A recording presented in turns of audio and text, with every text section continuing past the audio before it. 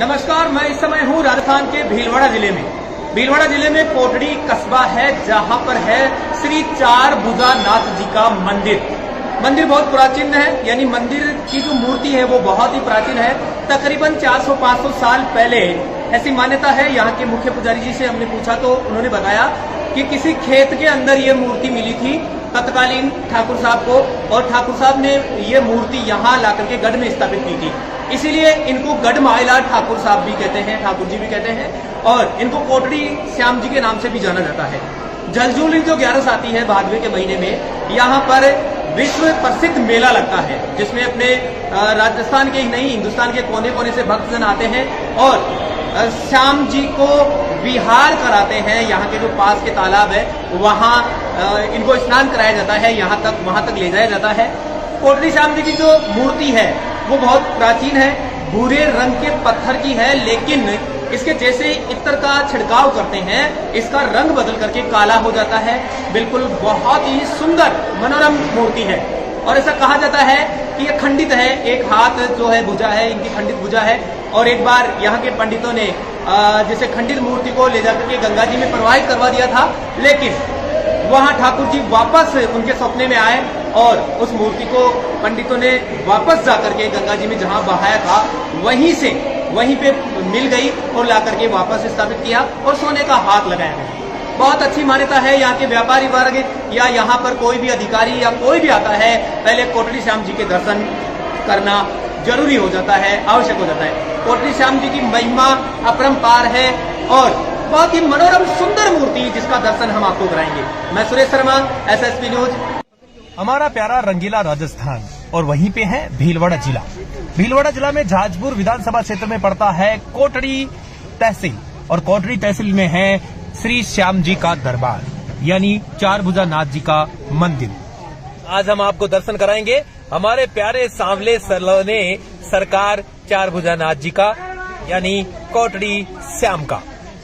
मनोरम और सुंदर तालाब के किनारे बना हुआ यह सफेद पत्थर का मंदिर देखने काबिल है, और बहुत ही मनोरम तालाब यहाँ पर सुंदर, जहाँ विदेशी पक्षी भी देखने को मिल जाते हैं। धर्मशालाएं हैं और मंदिर हैं, जो देश के कोने कोने से यहाँ पर श्याम के दीवाने आया करते हैं। जनश्रुतियों की माने तो यहाँ पर मेवाड़ रियासत का अधिकार हुआ करता था, और कोटड़ी में कानावत वंश के ठाकुरों का अधिकार था। एक बार सपने में ठाकुर साहब के श्याम जी आकर बोलते हैं कि आप मुझे बाहर निकालो, अर्थात मैं यहाँ पास ही किसी खेत में हूँ, मुझे निकाल करके कहीं स्थापित करो। ठाकुर साहब जाकर के वहां पर खुदाई करते हैं तो श्याम जी की ये मूर्ति निकलती है, और इस मूर्ति को ला करके उन्होंने गढ़ में स्थापित कर दिया। अपने गढ़ में ही ये मंदिर बना दिया, और इसीलिए कोटड़ी श्याम का दूसरा नाम गढ़ वाले ठाकुर साहब भी, यानी गढ़ के श्याम जी भी हैं। पास में गिरदोल ग्राम पंचायत है, वहाँ के सरपंच साहब, तो सरपंच साहब से जानते हैं मंदिर के बारे में। नमस्कार सरपंच साहब, कितने सालों से आ रहे हैं यहाँ पे? मैं तो लगभग 30 सालों से 40 सालों से आई हूँ। 30 साल से बराबर आ रहा हूँ, अभी तो 10 साल से बराबर हमेशा था।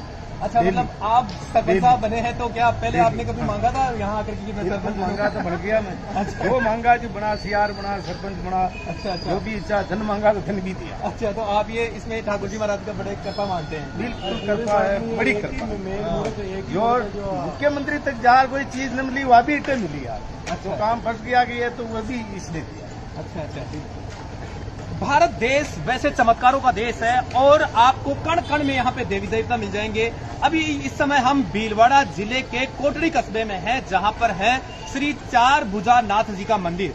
आइए अब हम आपको कोटड़ी श्याम के मंदिर के भीतरी भाग के दर्शन कराते हैं। मंदिर में ही स्थित है बालाजी की सुंदर प्रतिमा। जब हम मंदिर में पहुंचे उस समय ठाकुर जी के सुबह के भोजन का समय था। अब हम आपको ठाकुर जी के सुबह के भोजन के समय वहां आगंतुक महिलाओं के द्वारा भजन और कीर्तन सुनाने वाले हैं, तो सुनिए कर्ण प्रिय भजन।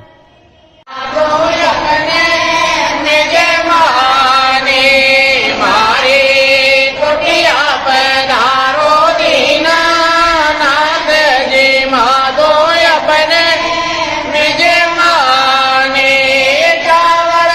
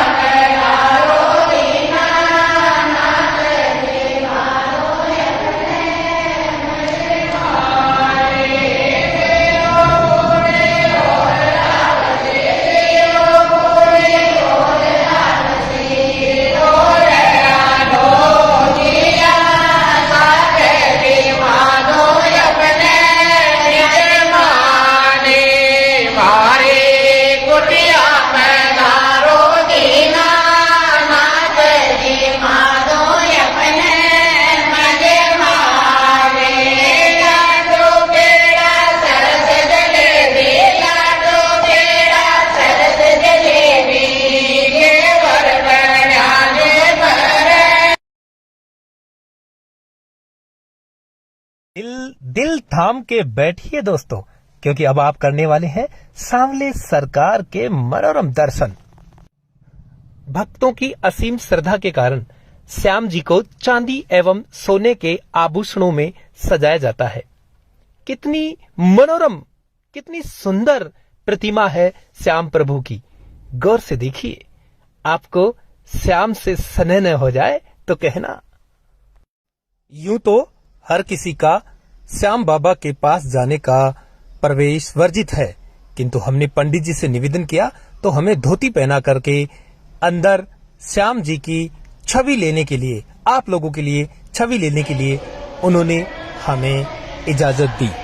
धन्यवाद।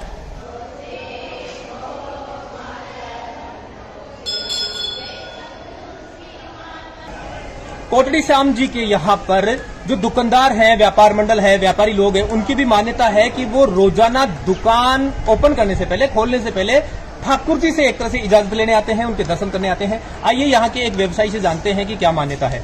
नमस्कार सर। हम डेली यहाँ पे दुकान का ताला तभी खोलते हैं जब कोटड़ी श्याम के दर्शन करते हैं दरबार में आके, उसके बाद में दुकान के ताले खोलते हैं।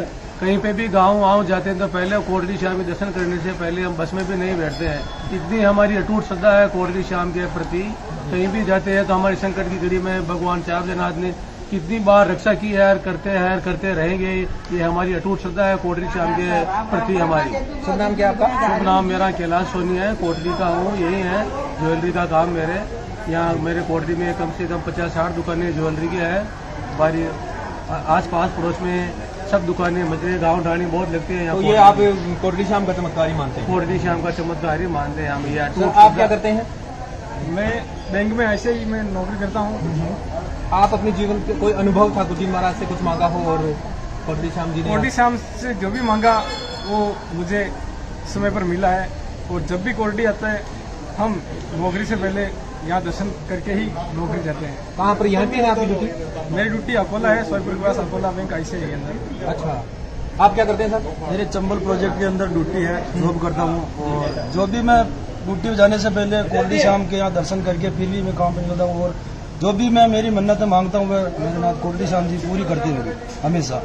और अच्छी श्रद्धा है यहाँ पे। और जो भी बाहर से भी हमारे कई चंबल प्रोजेक्ट कहीं से यहाँ आते हैं, एक बार यहाँ से जुड़ जाते हैं ना तो फिर वो जुड़ जाते, समझ लो बाहर से भी हो तो फिर इनको चला के आना पड़ता है।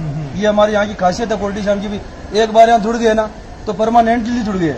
बहुत से हमारे देखे हुए अधिकारी जो यहाँ पे एक बार दर्शन करने आ गए तो वह यहाँ से ट्रांसफर हो गया, कुछ भी हो गया, फिर भी वहाँ आते रहते हैं। मनमोहक जो मूर्ति है ठाकुर जी महाराज की, वो बड़ी मनोरम है। मैं भी यहाँ पर जब भी आता हूँ तो भाव विभोर हो देता हूँ।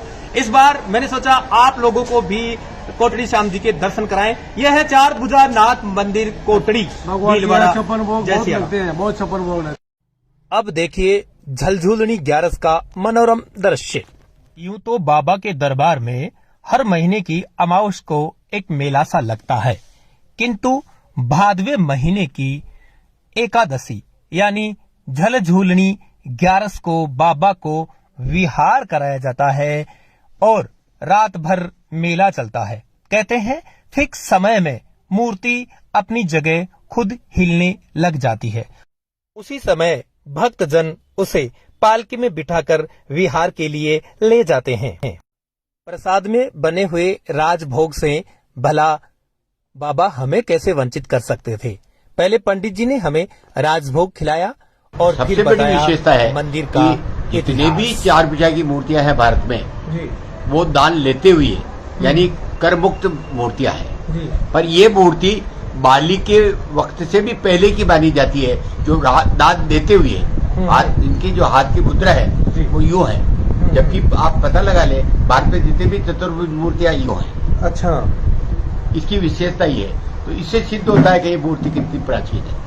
अच्छा, बाली के समय से पहले की है। दूसरी बात, जलजूल पर भी इसका एक निश्चित समय है। हम 2, 5, 10 सेकंड का भी विलंब नहीं करते मूर्ति को उठाने करके मेवान में स्थापित करने में। और ये तो पूर्व में भी मेरे भक्तों ने कहा होगा कि यह एकमात्र मूर्ति ऐसी है भारत में जो निज मूर्ति मेवान में विराजित होकर के जल विहार के लिए संध्या तक मंदिर तालाब के सरोवर में वहां जाती है, घाट पे सभी अन्य मेवाड़ों के साथ सब मेहमान नहा लेते हैं, तब ये जल जुलन होता है इनका। और सुबह 10 बजे वापस मंदिर में प्रवेश करेगी। भारत में एकमात्र ऐसा जल जुलन का एकमात्र रात्रिकालीन मेला है जो राजस्थान से ही नहीं बाहर के भी व्यक्ति आते हैं। और उस दिन विशेष तौर से सरकारी अमला जितना भी तहसील जिले का है, कलेक्टर और एसपी, वो तो यहाँ रहते ही है, पर कई मंत्रीगण और विधायकगण भी ठाकुर जी का दर्शन करने ही नहीं बल्कि उसको ठाकुर जी का को कंधे पर लेकर के अपना गर्व महसूस करते हैं। और विशेषता ये है कि वैसे तो हमेशा दूर से दर्शन होते हैं, पर उस दिन पूरा गांव ठाकुर जी के पास जाकर के चरण स्पर्श करके वो दर्शन लाभ लेता है। और यहाँ की विशेषता ये है कि केवल ये हिंदू धर्म की मूर्ति नहीं है, यहाँ जैन धर्म और दूसरे धर्म के भी जो व्यक्ति हैं, इवन मुस्लिम वर्ग के भी व्यक्ति जब उनके बुखार आ जाती है, जिसको वो देते हैं एक दिन छोड़ के एक दिन बुखार, इस तरह, तो मुस्लिम वर्ग के लोग भी तिलक चरणामृत लेकर के यहाँ से दर्शन करने आते हैं। और जब जुलूस निकलता है उसमें भी मुस्लिम वर्ग के लोग सहर्ष भाग लेते हैं। तो यहाँ धार्मिक सौहार्दता का प्रतीक ये मंदिर है, बहुत अच्छी बात। सभी व्यक्ति। और यहाँ विभिन्न प्रकार के श्रृंगार होते हैं। सुबह 4:30 बजे मंदिर पट खुल जाते हैं, अभिषेक होता है, दुग्धाभिषेक होता है, विभिन्न प्रकार के श्रृंगार होते हैं। प्राय ये होता है कि एक बार जो श्रृंगार हो गया, भक्तों ने यहाँ अभी सोने का काम चल रहा है, पीछे आप इसमें देखेंगे कि आधा अधूरा रह रहा है। और यहाँ सोने और चांदी के रत्न जटित पूरे आभूषण है। बागा भी सोने का बना हुआ है, तो चांदी का भी मुकुट भी सोने का बना हुआ है, चांदी का भी, और विभिन्न प्रकार की वस्त्रों की तो कोई कमी नहीं है। और ठाकुर जी की एक विशेषता है कि चाहे इसको आप अंध मान्यता समझे, बिना ठाकुर जी का स्मरण किए कोटड़ी का कोई भी गांव घर अपना कोई कार्य शुरू नहीं करता है। दुकानदार यहाँ दर्शन करके ही दुकान खोलेंगे। संध्या के वक्त में और पौडावणी के वक्त में जब ठाकुर जी का शयन आरती होती है तो सैकड़ों की भीड़ रहती है। और वहाँ उस समय में भी प्रसाद वितरण होता है, दूध और ठाकुर जी का, तो ठाकुर जी को दूध पान करके और दुग्ध की आरतियाँ भजन गा के फिर उनका शयन कराते हैं। और सुबह ठीक 4:30 बजे घंटी लगा करके पुजारी स्नान आदि से निवृत्त होने के बाद फिर इनका शयन। और अभिषेक खूब होते हैं, वही जो अभिषेक की परंपरा भारत भर में है वो यहाँ भी है। और ठाकुर जी की छोटी से छोटी भी मान्यता होती है तो ₹1.25 से लेकर के 1.25 मन की रसोई तक लोग यहाँ आकर के रसोई करते हैं। और आज की तारीख में तो कम से कम गोविंद देव जी के मंदिर परिसर में जितनी विस्तृतता है उतने विशाल क्षेत्र में मंदिर स्थापित हो गया है। और लगभग कितना क्षेत्र है ये है? कितना क्षेत्र है ये आप बात ट्रस्ट से पूछ लेना, एक मिनट बता देंगे। धन्यवाद। ट्रस्ट, और यहाँ का एक ट्रस्ट है जो यहाँ की सार्वजनिक संभाल करता है। और बाहर के व्यक्ति खूब चप्पट भोग लगाने आते हैं, अपनी मान्यताएं पूरी करने। खासतौर से विवाह होने के बाद तो विवाह पर वर वधू का आशीर्वाद लेकर के यहाँ धोख देने अवश्य आते हैं। छोटी से छोटी बात, बच्चा बच्ची पैदा भी होता है तो पहले यहाँ धोख दिलाते हैं। शुभ नाम आपका? मेरा सदाशिव पारासर, पिता Kanhaiyalal Parashar, MA M.Ed, retired principal, Kotri का ही निवासी। जी बहुत बहुत धन्यवाद। धन्यवाद।